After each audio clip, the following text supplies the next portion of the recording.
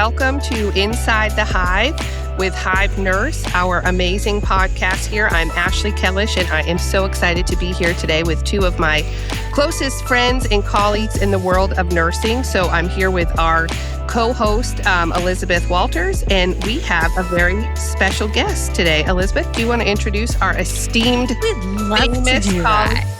I never get to introduce an esteemed, famous person. If you were looking for a celebrity in nursing, you would want to look for Dr. Julee Waldrop. Mainly because she has been my mentor and Ashley's mentor for a long time. But she's fabulous. She is a nurse practitioner. She's got a DNP. She ran several prestigious DNP programs. And my most favorite fact about Julee is that she was the legit medical director of the newborn nursery at a healthcare system that Ashley and I both worked at, which at the time was really novel to have an NP in charge of the newborn nursery. So welcome, Julee. We're so excited to have you. And I think we'll segue into kind of like our topic today. One of the reasons we invited Julee is because she's the past editor of Journal for Nurse Practitioners. And we want to talk a little bit about how to help nurses get published and how do we get that out there, and also how do we demystify the publication process? I think it's like really scary. You hear about reviewers, you hear about getting your article reviewed multiple times, like, all the things. So we just kind of wanted to chat about that. But if you wanted to go ahead and introduce yourself, that would be awesome. Sure. And first, let me just say that I am truly honored to be a guest on the Hive podcast. You two make me so proud. And I'm just happy to be here. I currently am the associate editor for the Journal of Professional Nursing, and I do still work with the Journal for Nurse Practitioners with the Emerging Scholars program. So that's a program for novice authors who have done something they would like to share, but have perhaps no experience or limited experience writing for publication for a peer-reviewed journal. So, Well, Julie, you come to this with so much lived experience, because I think what's so powerful is that not only have you been a part of these journals and done the editing and the reviewing and helped to promote work so it's disseminated, but you also have taught so much. So you've taught people how to write. But how do we get into this conversation in such a way where we can really, like Elizabeth said, start to demystify this process for nurses today? Why do you think so many nurses today say, yeah, I have a story, but no, I don't know how to publish it, or no one would want to read that? How do we get to sort of change that paradigm for our people out in the workforce today with so much to share, in my opinion? yeah, exactly. And I I'm I think by talking about it is one way that we're going to demystify it. And also, you all are famous at the Hive for sharing stories. And so if I could just share the story of how I decided to write something and submit it for publication the very first time, and I was absolutely a full-time practicing clinician at the time.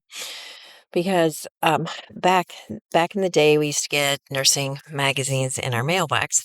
I realize that's not how people read about what's going on in nursing these days. But I would read, cases, and I would like quiz myself, and always felt like I was super smart if I figured out what the diagnosis was. And that was one of my favorite things. And so I had in practice a very interesting case that stumped myself and my physician colleague for quite a few weeks. And that was something I thought, you know what, this presentation, what's going on here, this could be really common. And, maybe I could write a case study, which is, I think, one of the easiest things to write in the beginning. It's one of the easiest types of things to write because we're so close to it. And, I was a nurse practitioner at the time, but nurses have patient encounters all the time. And often you are solving problems or learning having to go and look in the evidence to try and figure out what would be the next best step or how they might make a suggestion for care. And all of these things, can tell that story. And, that doing it that very first time is scary, but truly, what do you have to lose? I mean, particularly when you're a practicing clinician, your job is not dependent on whether you publish something or not. So it's almost, kind of lower stakes. But that being said, I still would recommend that you reach out to somebody who's done it before, and so that you have some support and can get some tips. And I learned, you know, very late in my publishing writing journey that having what I call a pre-peer review of my writing is one of the smartest things I ever decided to do. And so by that, you mean sending it out to maybe a group of people that they're not going to be the ones to put it in the journal, but they can offer you some feedback before you submit it and make sure, hey, does this make sense? Am I missing the mark here? How does this come across? Yes, but it's usually only one or maybe two Okay. because people are busy and a group would take a long time. Yeah, sure. It would. It So, would. And the paper might go all different ways by the time you're done. yes, and they might have a lot of different ideas. And so, yeah, exactly. But Why that's do you exactly think what I mean. this feels so intimidating to nurses? What is the, I remember being excited about publishing when I was, Ashley and I have Nerdy had nurses. very exceptional careers and very special things have happened to us and all the stars have aligned. But I just remember like the first time that I was publishing something, I was like jammed. I was like, yes, we're going to do this. We're going to put this out there. We're going to change everything in nursing with this one article, which of course we didn't. But, like, what is it that, is it that you don't have that mentorship? Is it that you don't have that person to reach out to? What do you think is the issue? I actually think it's personal limiting beliefs. So I believe that most nurses who are intimidated by the writing process have been told or made to feel that they couldn't write or they didn't write well at some point in their life, whether that was in third grade or 11th grade or freshman in college or in nursing school. Somehow they have received a message that this is something they're not good at. And I think that is the biggest barrier, is your personal limiting belief about if you could do it or not. It's so interesting you say that. My 11-year-old just came home the other day so excited because in her English class, she was told by her teacher that her hook that she wrote about women's history and how women got into the workforce and all of this, that's what they're studying or looking at right now, was the best in the class. And she looked at me and she said, Mommy, I am so excited because now I feel like you. I feel like I'm a writer. I feel like that's going to stick with her. And I think you're so right. When you Oh, put that simple perspective on it, you're so right, yeah, Julie. If you haven't been told that, why would you ever even try? yeah. And, I always thought I could write in high school. I had honors English and all of that. And then I got to college in my freshman English course. I got a C on my very first paper. And that made a huge difference in what I thought I could actually choose as a career in my life. I thought, okay, well, there goes We're going to everything write. that Yep. has to do with writing. So I'm left with, being a PE teacher, which is what I did the first time around. I did, I didn't do nursing until later. So, that was huge. One C And it changed changed everything. my And it just my view of what options I had in life. yeah, it just blocked you, So, right? yeah. Yeah. So you talked a lot about this barrier, right? This like big barrier of like, I don't have the confidence in it. So what do we do as mentors? How do we sort of find the people that need that support? What is the best way for us to do that? Well, certainly, I think a great way to do that is to listen to our fellow nurses. When we hear or observe or become aware of, maybe we even just are going to a conference and we see somebody that has like a really great poster, or they say, in a conversation, is that we encourage each other. We encourage each other, and not only encourage, we offer help. If we really believe that somebody has a message or a voice that needs to be heard, then, we should put I don't want to say our money where our mouth is, but our time maybe where our mouth is, and offer that extra bit of assistance. You're not going to write it for them. I'm not saying that, but if they are willing to be there to support them and, you know, keep them, moving in the right direction to get it done. And definitely, I know for at least for Ashley and myself, we do that, we're somebody tells us a fabulous story, or how they solved a case, or even the nurse practitioners that I work with who are oh, I had this interesting case and this is what we did. And it's let's write that up. Let's write it up. Let's do it together. I'll send you a template of, what journal we should try. And, I think that having that encouragement is so important. And then saying okay, I helped you. Now you pay it forward, right? The next case study, you pull somebody under your wing to publish that for sure. You're making me think of, we do a lot of work in mentorship around the clinical experience and the preceptorship and growing your clinical skills. But you're making me think of, what if we could develop publishing partners, right? And when you come into an organization or you're working with a group of people, that you get that partner. Because it's true, it only takes, I've found that in my work today, at the end of any meeting or any practice that I'm trying to implement or change, I always say, okay, and we can publish this. And just by saying that, people's eyes light up. They're like, really? Absolutely. And then it goes to what you say, Julie, about helping them along the way or getting whatever resources. There's so many people out there that will offer the actual writing support or the editing or the grammar piece, but they don't have the story. But if we had that, if that was an expectation that you have, you tap that person next to you hey, we just did this really cool thing with this patient care situation. We're going to publish it. And it would really start to change the culture of it, because I do think that self-limiting belief system that you're talking about is pervasive. I mean, it's like when we talk about the nurses that say, oh, I only have a BSN. We just talked about that earlier. It's also self-limiting. We've sort of degraded ourselves when, if you look at some of our other interprofessional colleagues, they publish if they sneeze, that they go and write about it. So so true. We gotta step up a little bit, or they just make it look so easy because they've not been told the things that we've been told, I think, historically in our profession. Absolutely.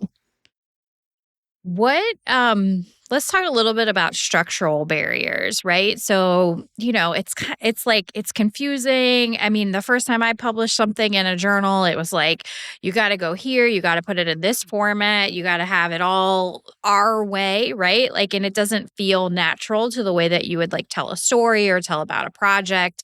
What are some of the tools and tips and tricks that you recommend to nurses who are I really want to publish this case study. I really want to publish this QI project. What are some of those things that are helpful, those tangible things? So again, I would say, get help from someone who's done it before. They can kind of guide you step by step through it. I think that's one of the most helpful things. However, I would also say that nursing publications, what we would consider peer review publications, most of them are very academic. Um, you know, this is something that grew out of academia, and nursing as a fairly young discipline in academia compared to some. Um, Basically, just try to be like everyone else, right? And science and research are king. And those were the very first types of publications that came out of nursing were to publish nursing research, nursing science, because that's what we deemed would give us as a profession legitimacy and credibility, right? So I think that that we have come a little ways. You know, we have more clinically focused journals now, and those are definitely a better option in many cases for practicing nurses at all levels, because what we are is clinical experts and experts in care. And so those can be better. Still, though, most publications will require you to put your work in a professional writing style, and they will require you to support what you say with evidence.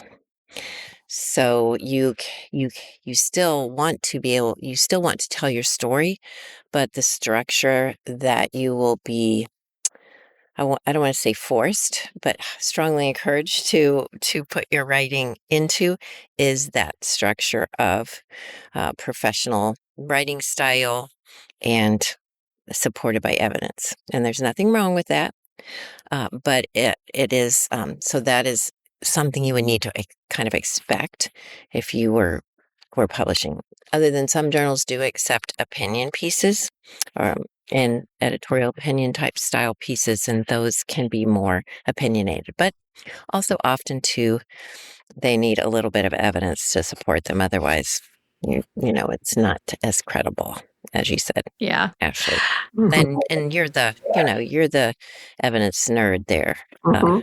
Elizabeth, as you always say on the podcast. So Yes, the nerdy similar. nurse. We're all three of us are very nerdy nurses. Yeah, Well, definitely. We have no control over that. but I think you're calling attention to a really big point, in that a lot of times you'll hear nurses that are practicing say, "Oh, I did all that in school. I'm never doing that again." And that is where academia really did drive and grow this dissemination pathway. Um, Also, because a lot of times in your day, as either at the bedside in your shift or as a leader managing any of those different roles, trying to fit the time in. We always joke that I feel like I'm allowed to say this because I've worked in both academia and practice, and at the same time I've literally been a foot in each.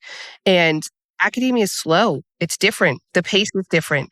The time that you spend is poring over evidence, is writing, refining, doing that. We just don't have that same time. So the journals are built on a foundation that clinical practitioners don't even have the time to put into, unless they're doing it on nights or weekends. Um, I have I have literally put the word scholarship on my calendar as in my busy role, to remind myself to do it. Do you think I ever actually sit down and write something during that time that I put on my calendar? No, something else comes up. It's the first thing to go. So I think structurally we've built it and designed it in such a way where it's hard for the practicing person to even go down that path and find the evidence to support the story, because literally their jobs are not set up for that. Um, it's an interesting dynamic that we've created. And I do think it's valid that you call academia and nursing programs and faculty that teach in nursing programs out on that, because we have not included, traditionally anyway, we have not included scholarship as a pillar of our profession, right? At all levels, right? And that is, that's something that uh, that if we did, and you were putting that scholarship time on your calendar, it would not be the first thing to go, because Right. you would be conditioned. This is a part of me being a professional nurse, is taking time to write or taking time to disseminate good stuff, good things that are happening in nursing that are making a difference for patients, nurses ourselves, health systems, happening every day, And it's not part of our getting scope and communicated. standards. It is. It's actually part Yes, of our it scope is. and standards and our ethical Mhm. decision making, that we are up to date with the latest evidence and that we're constantly seeking it as we're practicing. But you're so right. You're right, Julie. And it's an entire competency Mhm. for us. It's an entire competency pillar, right? Scholarship is something that is grounded in nursing education and therefore then grounded in continuing to grow as a nurse, right? You can't just say like, "Oh, I checked that box. I was a master's student and I've published a lit review and or a scoping review and then I'm done and I'm like competent and so I don't ever have to do this again," right? It's always about growing and moving forward. We have this conversation a lot in academia about sort of like what counts as dissemination and like what counts for us. And it's like, how many articles do we have to publish? And it's like, not how many things do you need to publish, but like, what is the quality of what you're Mhm. publishing? What is coming out? Like, are you publishing? Are you working on a randomized control trial? And then I'm publishing 7 case studies, right? Like, it's not equivalent. So I think that's one of the things that we do disservice to ourselves too, is like, we put it in as this checky box and like, let's check it off and let's get it done because it's required for tenure, for promotion, for the next step in my clinical ladder, magnet, PTAP, like all the things. Yeah, even versus just, the triangle, right, of evidence. Where our work, like I always have to say this to students, when you're trying to implement a quality improvement project and you're looking for evidence to support it, there's a hierarchy that we want you to pull from, with your systematic reviews and your randomized controlled trials. And oh, by the way, when you get to other work that you're getting to publish, it really doesn't count that much. So Yeah, we even it's do the it to lowest level. we're like, when you get to that quality improvement, it's not transferable. Like our language around it even dismisses it actually. And then I think that's part of the gatekeeping that we've talked about, that we've created our own structural barriers to it to put between us and them, and yeah, those that can and those that cannot. yeah, absolutely. I mean, that just leads to the question, like, is it too academic and not accessible enough? Right? I think that's like a theme that we've been saying. That's a really good question. Yeah, I think in many cases, that's probably true, that it is too academic, and it would be wonderful if there were some other options. So, like, if the three of us were gonna like, reinvent the wheel, like just start over, right? Throw all of the academic stuff out the window and design our dream way of disseminating, what would that look like? What would that include? Wow, that's good. That's a cool thing to think about. Yeah. Um, I mean, I feel like it could include, I don't want to say everything, but a wide spectrum of things. And I do, things, and I don't even want to say at one end, but if you kind of think of it as maybe a mind map where writing is in the middle and here are all the things you can do with it. Certainly you can do the traditional method, but maybe you could also, you know, do a blog. Like I know you've talked before. We love blogs. Yeah, a blog or, a YouTube channel, or there's so many different things that you can do. Um, uh, not that social media is the everything for dissemination, but also I would love to see more publication venues for people that are a little more towards like I don't know, a middle road between social media style publication with absolutely no peer review, or filters, and the kind of super like rigor not I wouldn't even say rigorous, but the super structured way that we have traditionally done it in academia. So something that's kind of a middle road where um, it, you don't want to disseminate a bunch of stuff that's not evidence-based. You Right. guys aren't for that, but you also wanna make it so that nurses' voices are are more out there are more out there for people to possibly hear. And we've seen the studies before about nurses' voices in the media, right? Nurses' voices in the media haven't really changed in 20 or 30 years. We're still hearing, um, other healthcare professionals' voices much more frequently and much more often than And ours, when we even hear though, about a nurse, it's she was so caring and so yeah, loving and so kind. And it's like, no, there's like some real deal nurse scientists out there.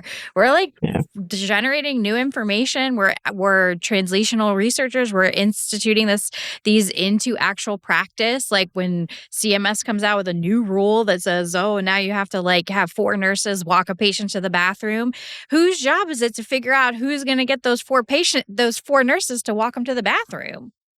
Well, I think, absolutely. Julie, you hit it on the head too with your first thing that you'd like to do everything. And I think that's it. Let's remove the red tape, right? Let's make it so that there's multiple options. I've been working on a paper for almost 3 years with, actually, I won't use her name, but a very pretty esteemed colleague in the world of nursing and publication around competency development.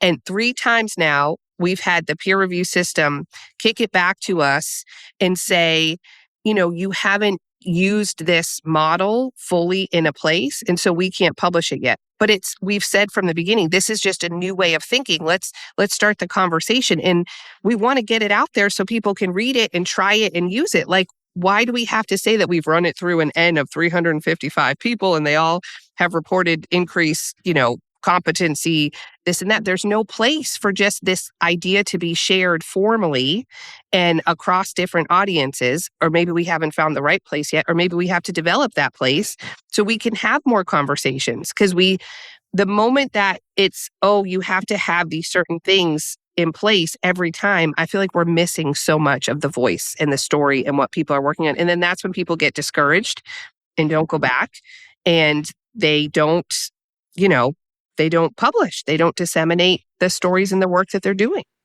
And I love that you brought up peer review because that is like the bane of my existence. So Julie, I've reviewed for Julie for a long time, and one of the things that's frustrating about peer review is it feels so critical. It feels so punitive. It feels so like you get comments back and you automatically read them with a critical eye instead of a developmental eye, right? Like, oh, I see that this person is trying to mentor me through these comments on how to make this stronger, how to make this better.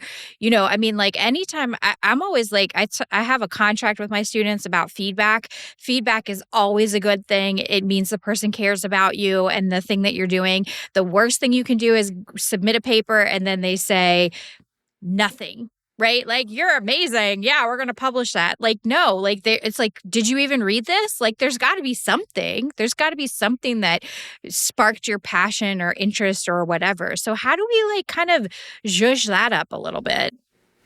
Well, if I could go back 1 second to something that Ashley said, I'm really grateful that the American Journal of Nursing did not require all of that type of work for the mountain model, because the mountain model had never been tested when we published the mountain model. Now, of course, people are using it and practice and it's working, and, they're publishing about it and that kind of thing. And so I call that you know, how do we know until people actually use it? And yeah, maybe, we had criticisms that we didn't, from neuroscientists, let's say, that we didn't like test it and do all this stuff with it before. I'm like, hey, it's a great idea. We're going to see if we can get it out there. So I'm grateful for that. The other piece that I wanted to address is, um, right, when you do get that type of feedback, that's where I think you hone, like Elizabeth said with the peer review, you hone what I call your writing resilience, and we all need that. I mean, I have over like 250 publications, but just a couple of 3 weeks ago, I got a desk reject. You know, I got an editor say, it's not for our journal. Our readers already know all this, which I disagree with. But hey, it's it is the same thing. Um, Peer review system is wonderful. It is what keeps the work that we do, um, it's what brings the integrity to the work that we do, right? And peer reviewers are also a mixed bag. And it is the journal editor's responsibility to manage the peer review and the peer reviewers.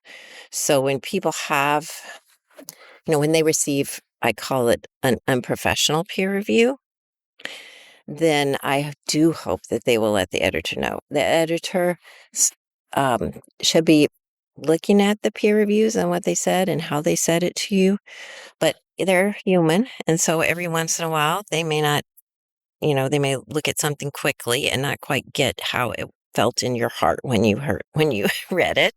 And, you know, they want to know because they don't want that for you. Well, and I think looking at the bucket of peer reviewers, they are a mixed bag. And again, back to who has the time to do that. It's not going to be your bedside nurse, your person that's practicing clinically very often, unless they choose to No. do that outside of it. And Yeah. technically, they are the peer that we need. So I think that's another, Elizabeth, when you asked about what could we do differently, I think bringing peer review into our clinicians' workflow, into how we onboard and teach people and even help.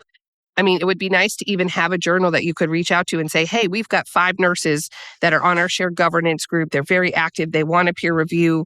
How do we get them into that? Right? Like, I think that's another thing that feels very inaccessible and unattainable for the practicing clinician. Like, no, I'm not a peer reviewer. I can't do that. I don't have a doctorate degree or this or that. And I think we turn people off again with that process. Yeah, and that's like unfortunate because what we as journal editors really need are clinical experts, people that are doing this stuff to read it. We don't need them to grammar check it. We don't need them to edit it into their own style. We just need to know, does this make sense? When you read it, does it make sense to you? Does it seem like a good idea? Do you think they measured the right things? Very, very basic things that nurses with some experience can tell you. And I think that reviewers don't think that's enough. Like, I think they think, but I also need to be able to write well, and I need to be able to critique people's, And edit sentence and structure APA and and all these things. all of those things. Yeah. And no, that's pretty much a waste of your time.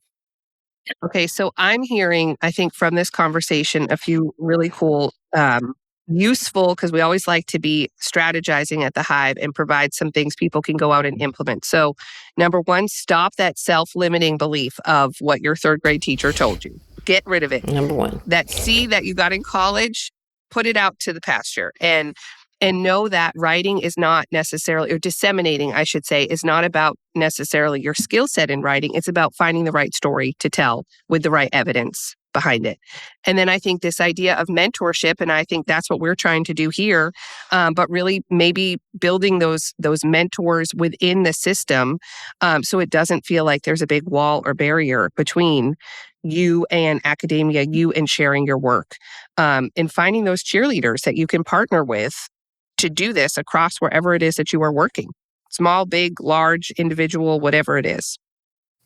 Yeah, I mean, I totally agree. Like, imagine a journal that you like approach them and you say, "I have an idea. This is the story that I want to tell," and then they had mentorship baked into your publication, and then it's like then you have this set of peer reviewers from whatever unit, right? Like if you're doing a cardiology thing, like you're going to find 3 cardiology nurses. Like, does this story make sense? Does what she do actually align with the evidence? So maybe like providing reviewers like a specific checklist of like the thing or a specific template of the things we're asking you to do, not just like give me your feedback, right? Because when somebody says give me your feedback, I default to you can't write a paragraph, you use 17 semicolons, like quit that, those kind of things. Instead of like What's the story that you told? I was missing it in the methods. Like the methods were a little bit confusing. I'm not quite sure what you actually did because you talked a lot about all these things that sort of like weren't things that you did, but things that you kind of want to do or that you're planning in a future iteration of the pilot program, like those kind of things. And so it's like, and maybe that is like real reaction, right? Maybe it's like I know it's all supposed to be blinded, but maybe it isn't. Maybe it's like we have a Zoom call and I'm like, I love your idea. I love your story. This is where I got lost. Like, can you refine that? You know, I mean, that's what we do with students. Yeah. Why should we not do it with authors? Yeah, it's true. Yeah, I would say that all of those are also really good ideas to put into place before you submit something. Because the people, the peer reviewers, the journal editor often is paid very little, and additional um, expectations for assistance within that framework that we currently work in is difficult to add. But if you can develop a kind of a group, and that's what I was going to say. I mean, writing is always funner with with other people. Always is. And yeah, so we haven't really said that clearly enough. I don't think maybe this podcast and all of those things would work really great within a group who is trying to write together about things that they're doing. Awesome. All right. Well, it's take home messages are find a writing mentor, reach out to the Hive. We're trying to build that, right? That's what we're doing in the Hive is we want to support nurses doing all the things. Let's rethink the way that we're publishing. Like maybe the future is something like a Hive journal, right? And where we have some of that mentorship baked into our submission process and live peer review. Like maybe it's a pilot of something like that. Just kind of see how it works and how it builds nurses. Like nobody needs to read anything else from me or Ashley or from Julie. Like we put our stuff out there, but we need to be the ones that are driving those.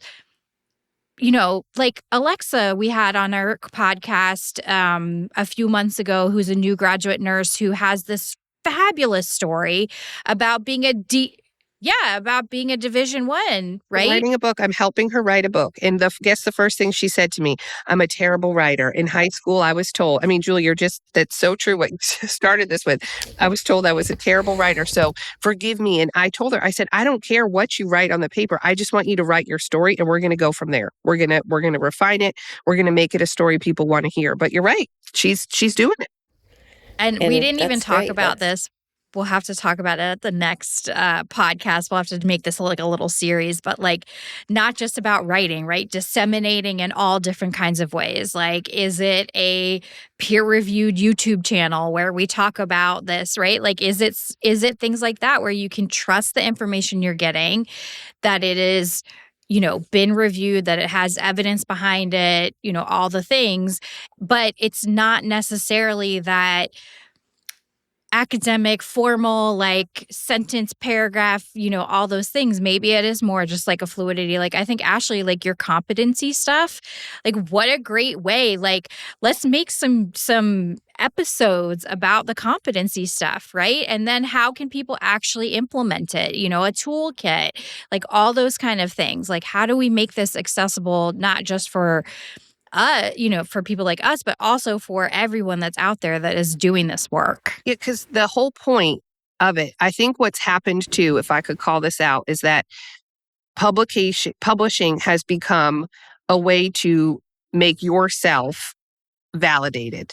It's not about the story that you're trying to tell necessarily. And I think we have to change that mental model that however you get it out there, and of course, again, it has to have evidence, it has to be well done, it has to be enjoyable, whatever it is, whatever medium you use, you don't want it to stink, right? You want it to be good, and you put all these things in place to make it good.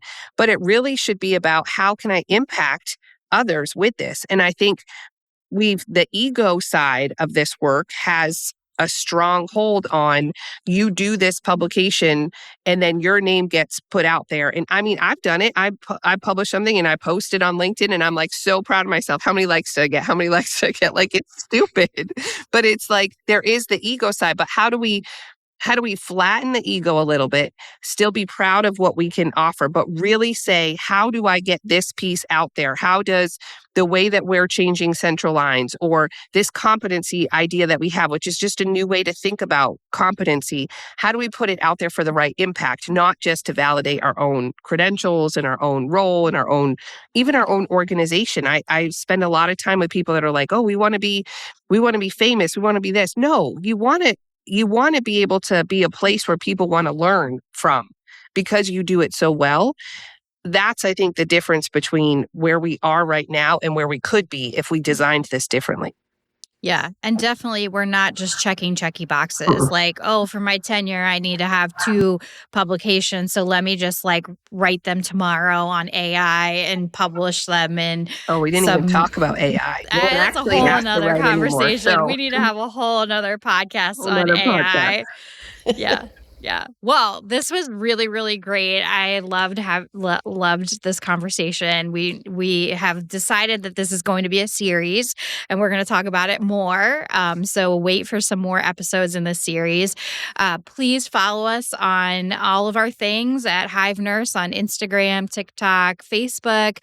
You can receive continuing education credit for listening and reflecting about this podcast. We would love to hear your ideas and your reflections on if we blow it up, right? If we reinvent it from the ground up, what do you practicing nurses really want to know? What would make you jump over that hump of I'm not a good writer, or I finished writing when I was in school, like all of those things. So check us out on hivenurse.com, follow us on all the things, and listen out for more in this series. And Julie, thank you so much for being with us today. Yeah, thank you. It's been great to have this conversation with you. My pleasure. I loved it. Bye, everyone.